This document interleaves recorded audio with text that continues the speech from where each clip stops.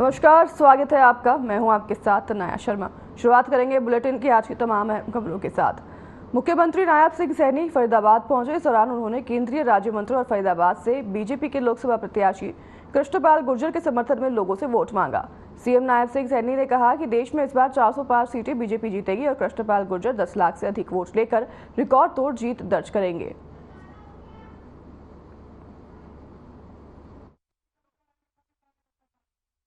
मैं दोनों हाथ जोड़ करके राम राम करता हूं।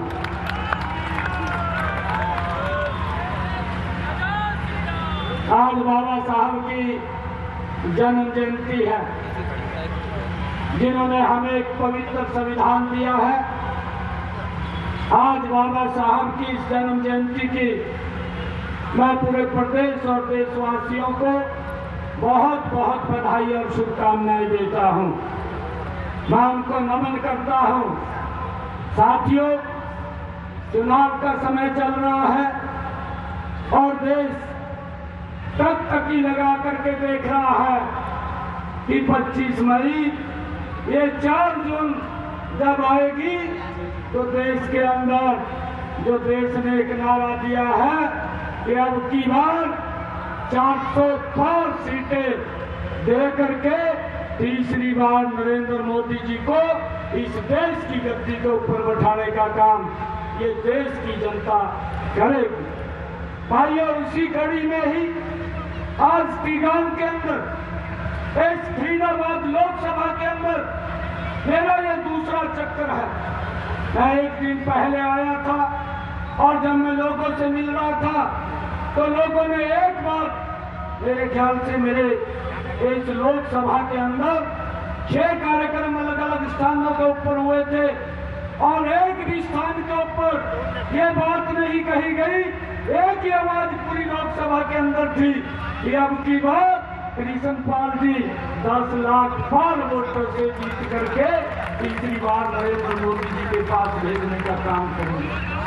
भाइयों, 10 वर्षों में लोकसभा चुनाव को लेकर विधानसभा स्पीकर ज्ञानचंद गुप्ता ने प्रेस कॉन्फ्रेंस की। इस दौरान उन्होंने कहा कि लोकतंत्र का सबसे बड़ा उत्सव शुरू होने जा रहा है।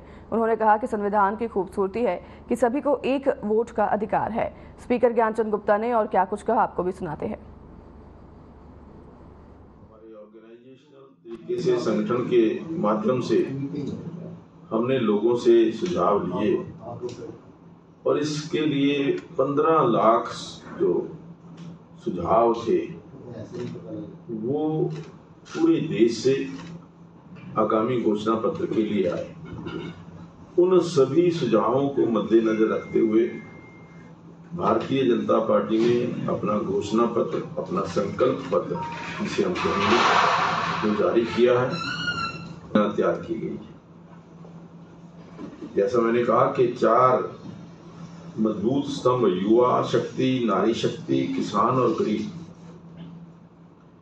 और इन सबको मजबूत करते हुए dignity of life, quality of life पर ज्यादा जोर जो है हमारे संकल्प पत्र के अंदर दिया गया है। इन सभी स्तंभों की जो डिग्निटी ऑफ लाइफ है, जो रहन सहन है, मजबूत, अच्छा हो, इस प्रकार का प्रयास इस संकल्प पत्र के अंदर किया गया है।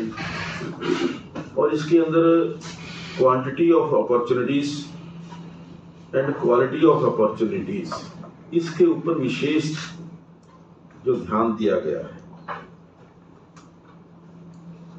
इसके साथ ही हमने इसके अंदर एक तरफ तो जो इंफ्रास्ट्रक्चर निर्माण करने के लिए, इंफ्रास्ट्रक्चर निर्माण करते हुए रोजगार को बढ़ाने के लिए, अगर हमारा यहाँ इंडस्ट्री ज्यादा होगी, हमारा यहाँ फैक्ट्रीज ज्यादा होंगी, लोगों को अपॉर्चुनिटीज, चाहे वो टूरिज्म के माध्यम से या और विकास कार्यों से होगी, तो रोजगार निश्चित तौर पर हमारे युवाओं को मिलेगा। विशेष ध्यान युवा रोजगार ढूंढने की बजाय रोजगार देने वाला बने, इसके ऊपर विशेष ये हमारा जो संकल्प पत्र है, इसके ऊपर विशेष ध्यान दिया गया है। गरीब की थाली पोषण युक्त हो, गरीब की थाली के अंदर वो सब चीजें जो एक गरीब की आवश्यकता है, उसको पूरा करने का संकल्प भी जो है वो दोहराया गया है।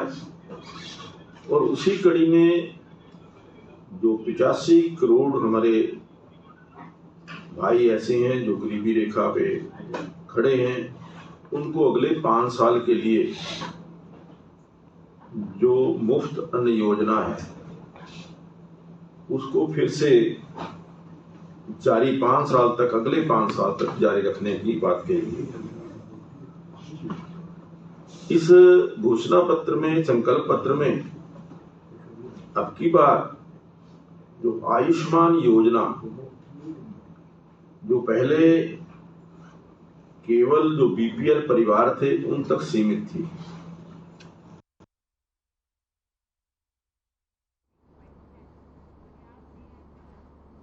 गुरुग्राम में पूर्व मुख्यमंत्री मनोहर लाल ने प्रेस कॉन्फ्रेंस की है। बीजेपी का संकल्प पत्र जारी होने के बाद गुरुग्राम में बीजेपी के लोकसभा प्रत्याशी मनोहर लाल ने प्रेस कॉन्फ्रेंस की। बता दें कि मनोहर लाल ने बीजेपी के संकल्प पत्र को देश के लिए बेहतरीन और एक बड़ा कदम बताया है। उनका कहना है कि बीजेपी की तरफ से जो संकल्प पत्र जारी किया गया है उसको मार्ग पर आने वाले दिनों में देश के विकास को आगे बढ़ाना है और जो कार्य होने हैं उन्हें किस तरह से बेहतर तरीके से मजबूती के साथ किया जा सके, इन तमाम पहलुओं को लेकर इस संकल्प पत्र में चर्चा की गई है। बल्कि पहला चरण तो प्राय कंप्लीट हो गया और 19 तारीख को पोलिंग भी हो जाएगी। हरियाणा में छठे चरण में हमारा चुनाव है और इस चुनाव के नाते से हर पार्टी अपनी अपनी बात अपने अपने तरीके से कहती है। कल ही भारतीय जनता पार्टी का जो अपना संकल्प पत्र है वो जारी किया गया है। मैं इसमें स्पष्ट करना चाहता हूं कि हमारा ये संकल्प पत्र है, कोई घोषणा पत्र नाम से इस प्रकार का कोई एजेंडा नहीं है। अंतर यह है कि घोषणा पत्र में तो कुछ प्रोजेक्ट्स बताए जाते हैं, हम ये प्रोजेक्ट बना देंगे, वो प्रोजेक्ट बना देंगे।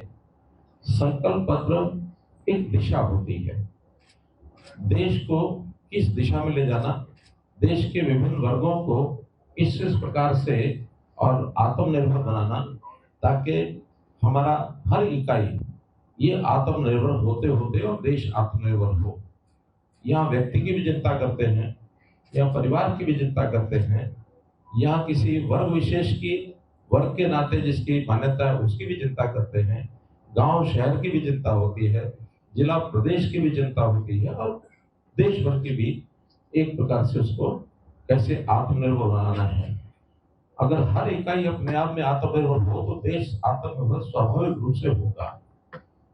देश की विभिन्नताएं अलग अलग, चाहे वो भौगोलिक है, चाहे वो सांस्कृतिक है, चाहे भाषा के आधार पर है, चाहे प्रांत के आधार पर है, सबकी अपनी अपनी आवश्यकताएं होती हैं, सबकी परिस्थितियां होती हैं, सबका अपना एक इतिहास होता है, सबका अपना भविष्य भी आगे कैसे संवारा जाए इसकी अलग अलग योजना होती है। तो उस नाते से एक संकल्प पत्र के रूप में हमने जो बहुत कुछ कल के जो संकल्प पत्र में कहा है वो एक प्रकार से यूं माना जाए कि मोदी जी का पिछला 10 साल का शासन है, जो दिशा बनी है, जो योजनाएं चल रही हैं, उनको निरंतर आगे बढ़ाना।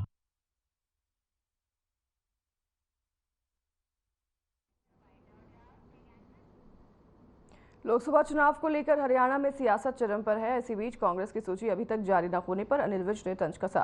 उन्होंने कहा कि कांग्रेस के पास कोई संगठन नहीं है, 10 साल में अब तक संगठन नहीं बना पाए हैं। वहीं अपने हलके में चुनाव प्रचार शुरू करने पर अनिल विज ने कहा कि मैंने चुनाव की कमान संभाल ली है।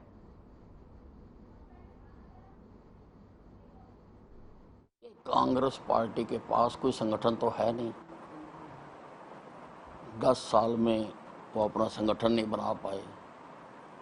इधर उधर कुछ लोग हैं, तो जिस प्रकार से बड़ी कंपनियां अपनी एजेंसियां बांटती हैं उसी प्रकार से अब वहाँ पर लोग गए हुए हैं कि भाई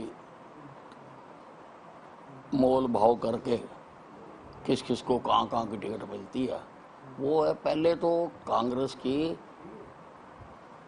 टिकट वाली खिड़की पर लाइन लगा करती थी।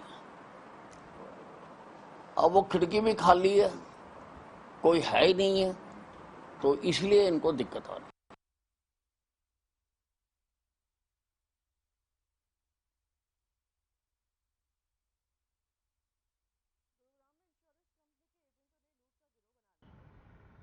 करने वाले 3 आरोपियों को गिरफ्तार किया है।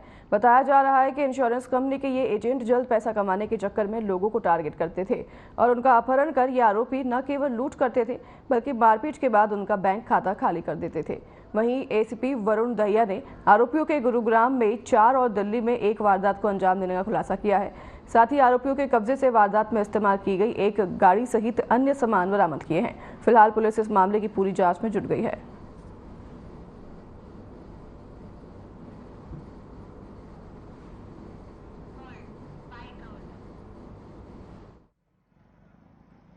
दिल्ली एनसीआर के अंदर काफ़ी ऐसी वारदातों को अंजाम दिया जा रहा था जहां पर अपहरण करके लूट की वारदात को अंजाम दिया जा रहा था। इस संबंध में काफ़ी अभियोग दिल्ली के अंदर और गुड़गांव के अंदर अभियोग दर्ज करे गए, जिस संबंध में आगामी कार्रवाई करते हुए हमारी क्राइम ब्रांच की टीम इंस्पेक्टर इंचार्ज अनिल के दिशा निर्देश द्वारा उनके द्वारा एक टीम गठित करी गई और साइबर सेल की सहायता जो इंचार्ज सुनील है उनकी सहायता ली गई।